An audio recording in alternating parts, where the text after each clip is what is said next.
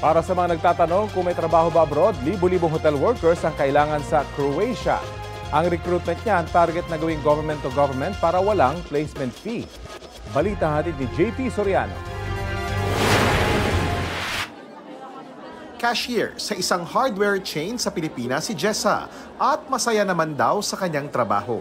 Pero dahil lumalaki na ang kanyang mga anak, panahon na raw para maghanap ng trabahong may mas malaking sahod. So gusto ko sana maka-experience ng international. So kahit yung yung mga sa hotel, mga housekeeper po.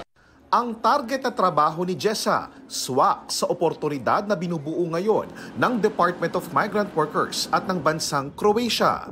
Mangangailangan kasi ang Croatia ng libo-libong hotel workers gaya ng housekeepers, front desk at office staff. At ang target, government to government o G2G.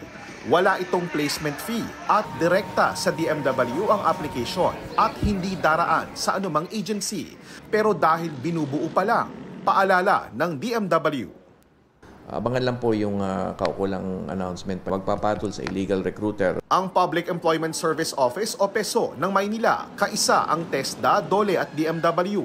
Pinangunahan ang Mega Jobs Fair kabilang sa mga kumpanya at employers na lumahok ay nakabase sa Japan, Norway, Lithuania, Saudi Arabia at Ireland. Ayon sa PESO, daan-daang Pilipinong manggagawa gaya ng driver, welders at farmers o magsasaka ang kailangan ng Japan. Estimated po, converted po sa peso is around 70 to 90,000 po.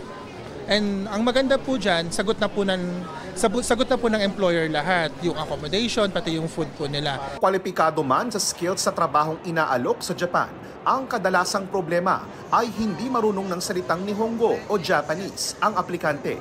Dito papasok ang Language Skills Institute ng TESDA na siyang tutulong para magbigay ng language training skills. Kung trabaho naman sa Pilipinas, ang mga in-demand na trabaho ngayon. Papalapit na yung per month. So, meron po tayong mga store crew, mga sales representatives, nandyan din po yung mga housekeeping. So, syempre yung mga hotels po kasi natin, medyo maraming ngayon medyo nagbo-boom sila ngayon. Maaaring tignan ang pinakamalapit na PESO sa inyong lugar sa website ng PESO at PhilJobNet ng DOLE.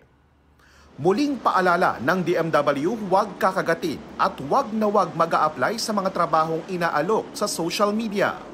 Pati na rin sa cross-platform instant messaging apps para hindi mabiktima ng illegal recruiters at maging biktima ng human trafficking. Kahit pa inalok ng isang otorisadong ahensya ang mga trabaho abroad, tignan muna kung aprobado ang job orders at kung lisensyado ang recruitment agencies sa website ng DMW. JP Soriano, nagbabalita para sa GMA Integrated News.